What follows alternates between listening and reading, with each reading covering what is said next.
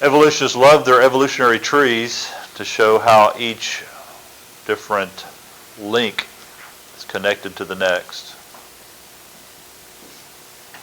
If you step back and take a look at the tree in large, I think you can see that there's a group here, right? And a group there.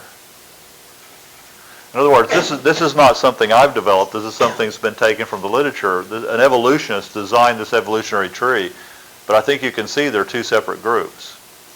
And so I think it's reasonable to assume that these are primates, possibly, and these are men, or mankind. And it's right in this area where we see that break develop. You notice that they have a solid line here. They know how to do dashed lines. You see that? Because they've done it here. But they created a solid line here. They shouldn't have done that. They should have done it like this. You see? And where they put in the dashed lines, that's where they're unsure of the connections. But again, you see the two groups? So in other words, if you take an evolutionary scenario like this, you could superimpose a biblical view, right? These are primates, and this is man.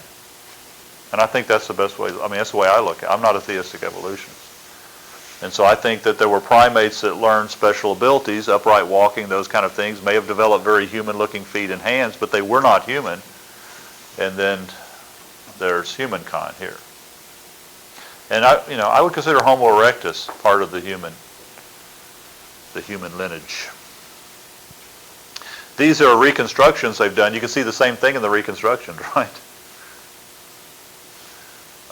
Where's the break?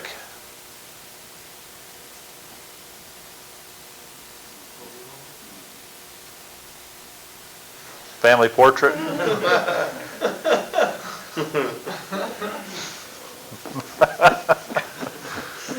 Two of these people really stand out. And Rudolf Ensis is the 1470. And so I would put Rudolf Ensis also in that group.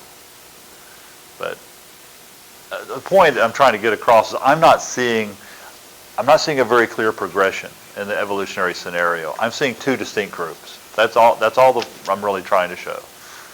And I think those distinct groups are a difference between primates and humans. Yeah.